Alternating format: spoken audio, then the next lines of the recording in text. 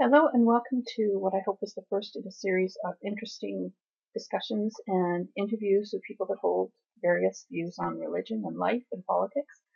The first interview I did was with an Imam of the Ahmadiyya Muslim sect. This is Imam Khalil Mobasher, and he is an Ahmadiyya Muslim, and I interviewed him at his mosque in Delta, British Columbia, Canada in late spring 2016.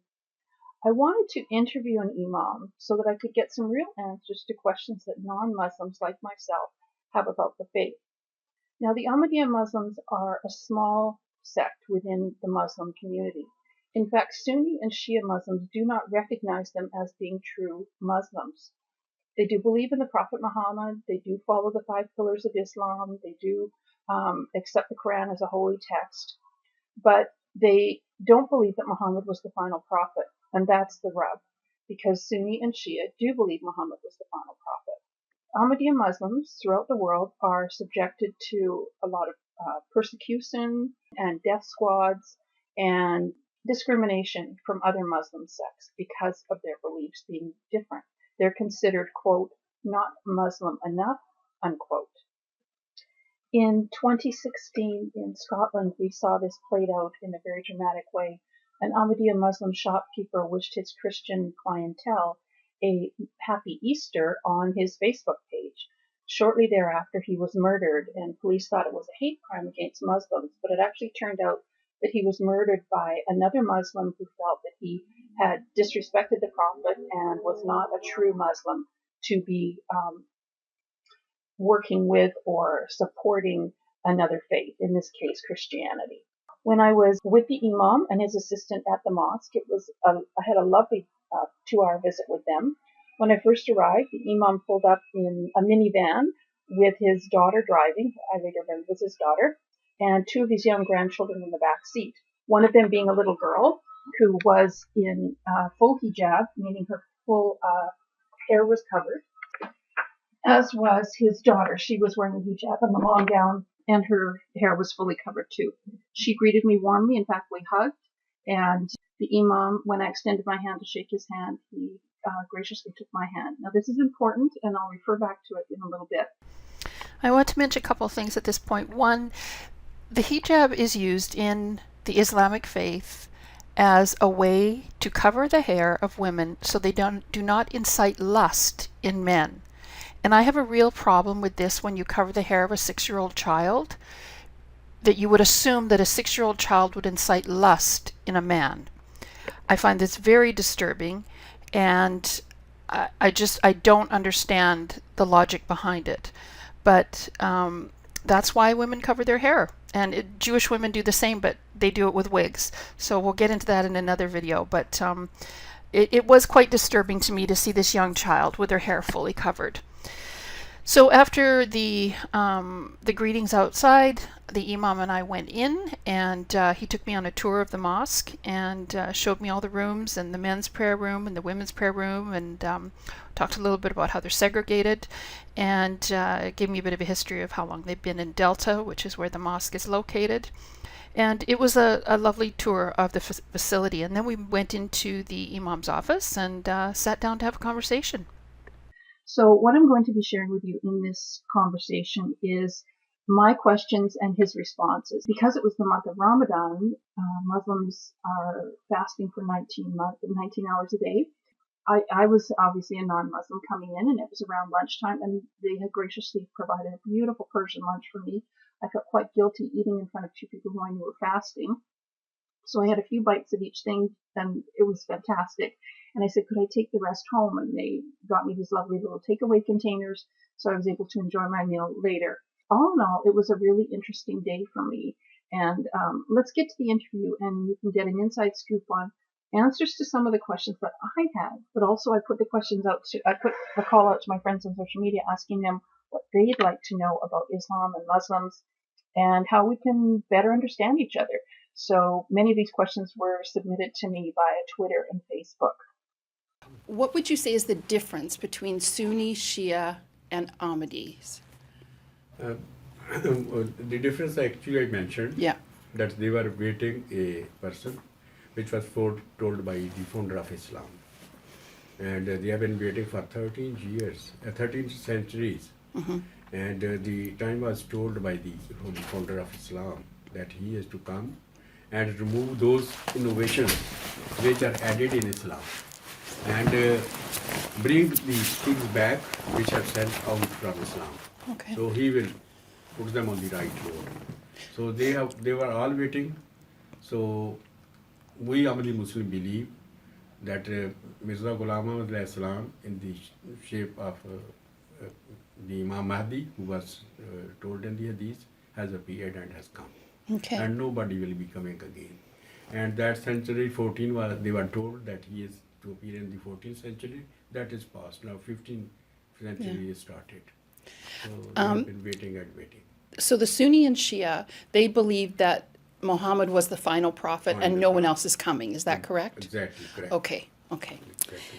No, actually, both of them, they are waiting. Oh, they are waiting too. Yeah. Oh, I didn't know He that. is Okay. waiting that Imam, I think 12th Imam there, he is in the cave and he is come again in later days and he is to guide the people. Okay. So these are waiting, same Mahdi, that he was to come. They believe that Jesus, peace be on him, has gone to the sky Yeah. with this physical body, Right. and he is there, he is to come down. Oh, So okay. when that century is past, now they are confused. Now they have changed, nobody will come. Okay. The Interesting. Sunnis. Yeah. Sunnis said nobody will to come after Holy Prophet Sallallahu. Okay. I find it fascinating how Judaism, Islam, and Christianity all have these common threads that go through them, and then all of a sudden they shift in different directions. It's quite interesting.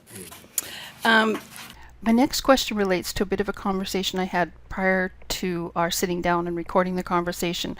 I was given a tour of the mosque and I was shown the different areas for men to pray and women to pray, because this is a segregated mosque, as the majority in Canada are, and majority in the Muslim world are actually. And so I had been shown these two rooms, and so I'm referring back to that in my next question to the Imam.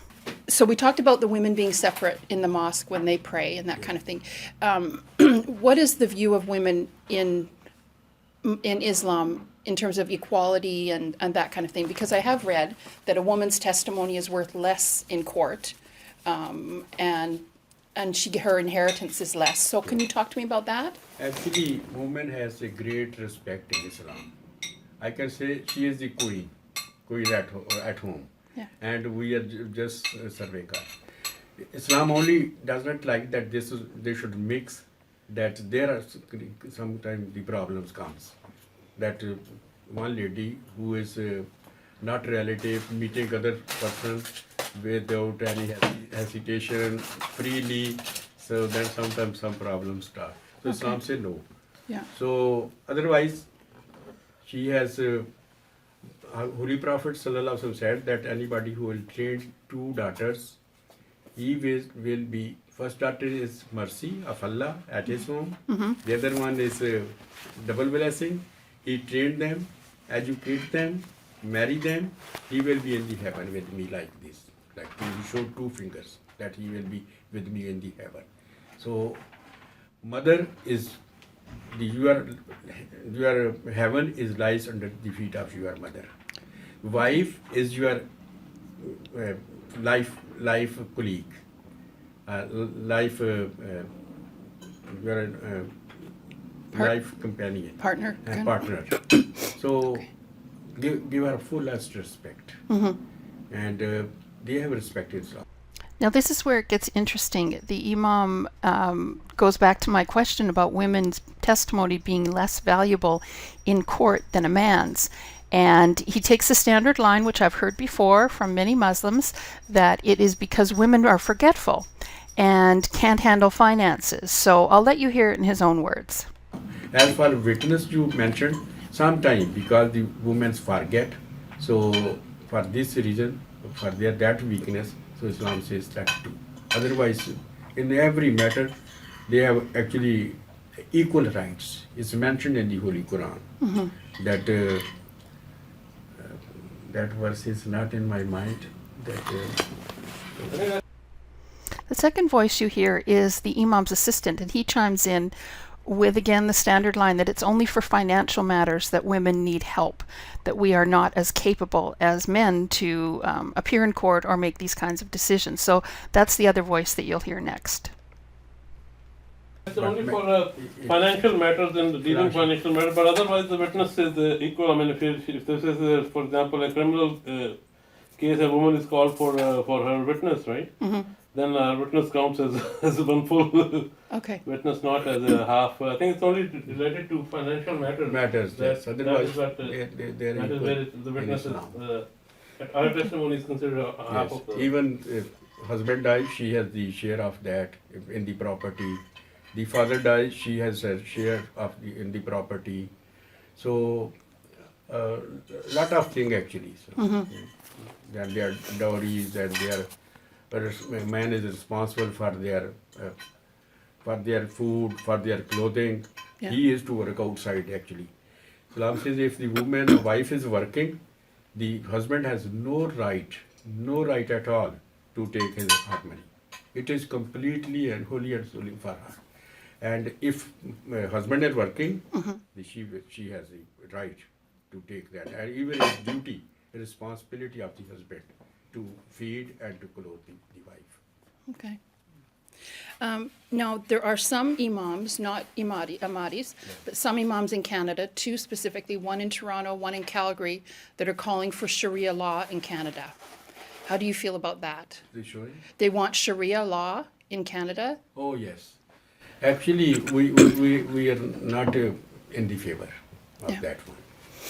If it is Islamic State, that time you can introduce the Sharia law.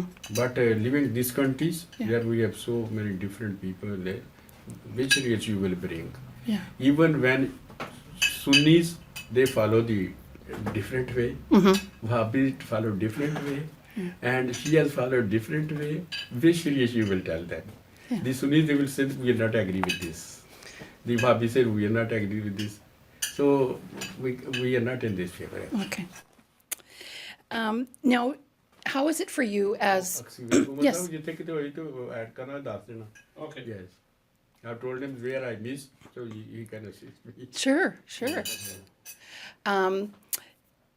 Living in Canada, which is, it's mostly a secular country now. It started as a Christian nation, but now it's becoming more secular. But we still have Christian holidays like Easter celebrated and Christmas. And how is that for you? Do you feel any sense of disconnection during that time, or do you Actually- participate? Actually, we do respect. That is teaching of Quran. So that you must respect and honor the leaders or the religious leaders of the other people. They are then their functions. The question was asked to our Khalifa, the present Khalifa, successor of fifth successor of the Jamaat, that if some kids ask question that if my friends Christian, they invite me for the Christmas, Right. can I go there? He said yes. You can go there. You can congratulate them. You can give them the gift. So any function they hold, we actually honor it. We respect it. Okay. And do any Muslims put up a Christmas tree and celebrate Christmas at all? Do you know? Sometimes some Christians they bring that one as a gift. Okay. So we should take it. We Yeah. should display it at our home. Yeah. So because that you just show the love. Right. To respect the honor the others. Then that is Islam. Okay. Holy Prophet Islam sallallahu alaihi wasallam, a dead body was passing nearby. Holy Prophet sallallahu stood up for the respect of that dead body. Some of the companions asked him, Ya Rasulullah, Prophet of Allah, he was Jews. He said, was he not a human being? So he used to respect. Okay. The Christians came to him, he honored them in his mosque. They came for discussion. It was time for prayers. They wanted to go out. Holy Prophet Sallallahu asked them, where are you going? They said, it is the time of our prayers, we are going out. He said, no, you can offer your prayer in my mosque. You can use it for your prayers. Okay. So up to this extent, Islam is so liberal and Yeah. but some Muslims, they have made it so difficult. That actually is bringing problems Yeah. in the world.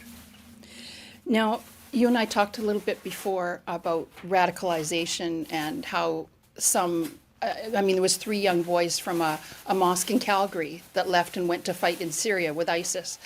Do you, as an Ahmadi, do you see any signs of radicalization in your community at all? No, Not not a single, not a single Ahmadi Yeah. Muslim, any from any part of the world has joined with this. That's what I thought. Yeah. Not a single. And that's why I said to you earlier that I really respect the Ahmadis because of that peaceful stance. And Yes. and it is different than Yes. Sunni and Shia. Yes. Yes. Yeah. How can those of us that are not Muslim help with that problem of radicalization in the other sects of Islam? Is there a way that we can contribute to helping stop radicalization in Canada? Actually, one is that those because where some boys, young boys, are they are lay off from their jobs. They, some of them, they feel that it was unjustly they have laid off. So sometimes they become frustrated Right. and they started to join these. Yeah. If there is a justice, equality, they are paying their, they are actually have their jobs, I am sure they will not go. Yeah. They, And they go just for money. Well, I do agree that part of the attraction of radical Islam and ISIS is the fact that these young men feel disenfranchised from the cultures that they live in. What we're also seeing is that many of the men that are fighting for ISIS are highly educated. These aren't stupid people. These are people that had great jobs, great lives, and decided to go fight. So I partially agree with the Imam, but I also partially disagree with him on this one. And I think you're right. I think you're right. And I also think it's many of the 3 boys that went from Calgary, they were all Somali refugees, only mothers. They had no fathers in their lives. Yes. So they were really, what's the word? Livelihood. Yeah, they're really livelihood. open, and they were searching for something, and then they heard about becoming a jihadi and how wonderful that was, and that gave them a sense of power and a sense of self. First, what they do, they offer them a lot of money. Yes. Secondly, they train them now. Yeah. That if you will go, you are killed, so you will go in the heaven. You go to paradise. The paradise. These 2 things. Yeah. The money and this training. Now, I've heard different stories about what paradise means, and I've heard that the jihadis are promised 72 virgins. Yes. Now, is that true? Is that what the Quran says? No. Okay, it's tell me not what the true. Quran says. I will give you one flyer also, folders which we already distribute here about jihad, Okay, the real jihad. okay. Jihad is not to go and kill the. Jihad is that correct yourself. Correct yourself. Struggle to Within. become a nice and good person. Then the holy follow the teaching of Islam or the religion. What the Quran says, follow that one. So that is jihad. Act upon the teaching of Quran. But they have introduced this jihad for killing people and this bombing and so many other things. That is not jihad. Islam condemned it. And how about the promise of the 72 virgins and the rivers of wine and that kind of thing? That is in the Quran, is that correct? We say 72. Yeah, 72 virgins and rivers of wine in paradise. Actually, that is symbolically mentioned. Okay. Because Arabs, before Islam, they used to love it. Used to drink wine. Exactly. Ah, okay. So Islam just mentioned it, Yeah. that these kind of things, Okay. better things you will have when you will come closer to Allah. Okay. So really, those people, when they came to closer to Allah and in Islam, Yeah. they also left that one. Okay. So that is just metaphorical language. Yes. So I'm told that the rivers of wine and 72 virgins are just metaphorical, which is so fascinating because religious leaders of all stripes will tell you that, yes, this part of the book is metaphorical, but take this part literally. So, yeah, I thought that was kind of an interesting side note there, that we're to take the 72 virgins claim and the rivers of wine as being simply metaphorical, though I have been told otherwise by many other Muslims. So now one of the questions that a lot of people asked me to inquire about was Aisha. Muhammad's second wife and her actual age upon which the marriage was consummated. A lot of literature says that she was betrothed to Muhammad at the age of 6 and they consummated the marriage when she was 9. So I asked the Imam about that because a lot of people wanted to know the answer. So here he goes. I want to talk a bit about Muhammad. Yes, I've yes. read a lot, and I've heard different stories, especially about his second wife, Aisha, Yes. that she was 6 when he was betrothed to her, and then 9 when they first had sexual relations. Actually, that is not correct. Okay. She was at the age of 9 when this engagement was done.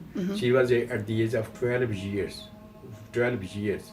And you know, in these countries like Arabs, when there is hot weather and this, that, and the children sometimes they are healthy, so they are actually mature or adult. Now I hope you caught that.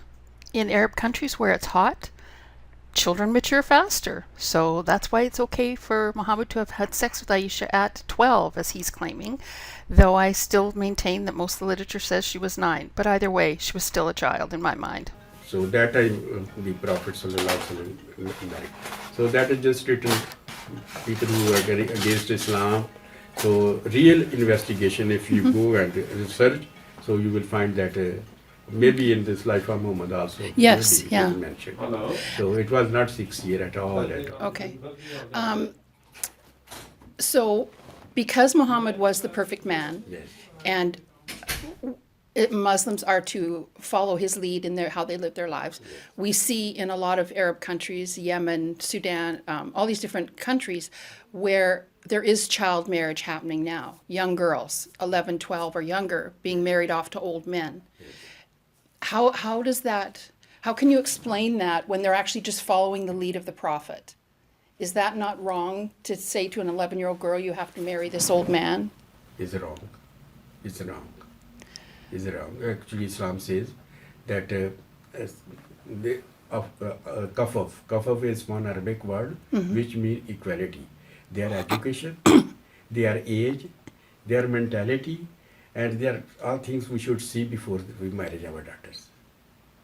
Not Okay. that one girl is just small for the sake of money. We take her and give to old man. Yeah. So Islam is against it. That is why I said many things which have come in Islam or people have actually brought or just adopted. That was not Islam. Okay. And I understand that some of it is cultural too. It's not Yes, necessarily, exactly, maybe. Yeah. Maybe. Yeah. Now, at this point, I didn't want to push the Imam any further on this because I would like to go back and chat with him again.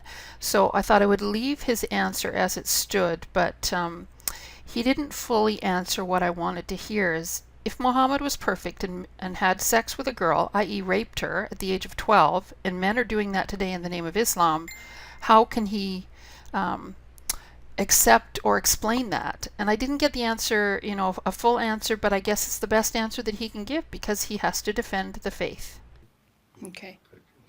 So is there anything you want to tell me about Islam that people might not know and that you would want them to know? Yeah. Actually, Islam, as I mentioned, the word shows that is peace. And it spread peace. And it's just love and hate, as we have our slogan, love for all, hatred for none. Mm-hmm. So we don't hate anybody. So when Islam, two things. One, Islam want to take the people back to their Creator, closer to their Creator, that worship Him and obey Him. The secondly, start loving the creature of the God who has created them. These two things, to the Creator, then His creature. Okay. So these two things, actually, people, if they start learning this one, there will be peace in the world. Yeah. Yeah, I respect you. So we love the other human beings, and we are actually very kind to them. Mm-hmm. And if there is peace, this world will be nice. Yeah. Okay. And I think that's true no matter what religion you are, or if you have no religion. Yes. If you just treat each other with respect. That I mentioned, that is Yeah. in the Quran, that respect and honor the leaders of these religions and their followers also. Yeah. Actually. we have some good Christian friends and some other Hindus and Sikh friends. We meet them, we sit them, we talk to them very nicely. Yeah. So that is actually Islam. Yeah. I think it's just respect for human beings, right? Yes. Now, this is sort of where our interview ended, but it was the call to prayer, and so his assistant kind of whispered in his ear that he had to go and lead prayers. And I had had a tour of the mosque previously, so I knew where the main area of the mosque was for the men to go and pray. And there's a waiting area outside. So he said, you can come with me. And so I walked down the hall with him, and I got ready to sit down outside the hall. And he said, no, you can come in. And I was quite shocked, to be very honest with you, that he was allowing me into the men's area of the mosque. So I went in, and there was chairs there, and I sat down and observed their Friday prayers. Very few people there at that time. There was only 5, including the Imam. But what was fascinating, 2 young men that were there, one came in and had his baseball cap on, turned backwards as he did his Friday prayers. So that was a bit of a culture shock for me. And later on, I asked him, we went back to his office to chat a little bit more before I left, and I asked him why he had allowed me, a woman, into the men's area for Friday prayers. And he said, oh, you're special, you're a guest. And I've since asked a number of my ex-Muslim women friends about this, and they've said, oh, he was just showing off. So I'm not quite sure what the point of him allowing me in was, but I accepted it graciously, and it was very kind of him. And as I was getting ready to leave, I asked him, we're saying our goodbyes, and I said, I noticed that when we greeted outside, you shook my hand. I said, are you okay with that? Because I know many Muslims don't feel that as men they should touch another woman who they're not related to. And he said, well, I wanted to be polite, but normally I would not shake hands with a woman.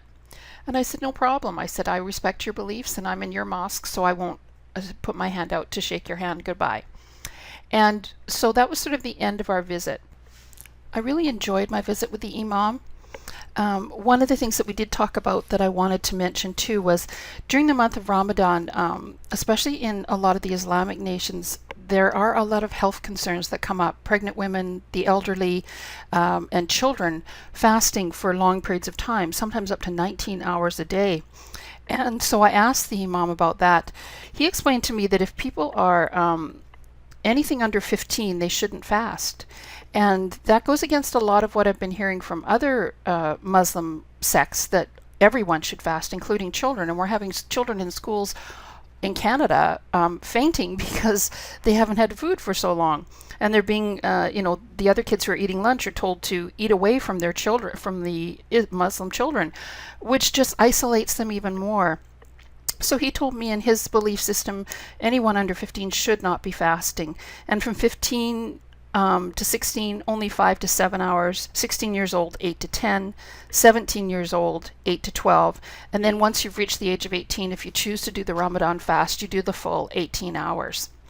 So that was an interesting little bit of information about Ramadan and fasting. So signing off, this is Wendy McClelland, and I guess my final words of wisdom are, let's just respect each other. And if we hold different opinions, let's talk about them, and let's really try to understand what's actually going on in this world before we make judgments. Have a grateful day.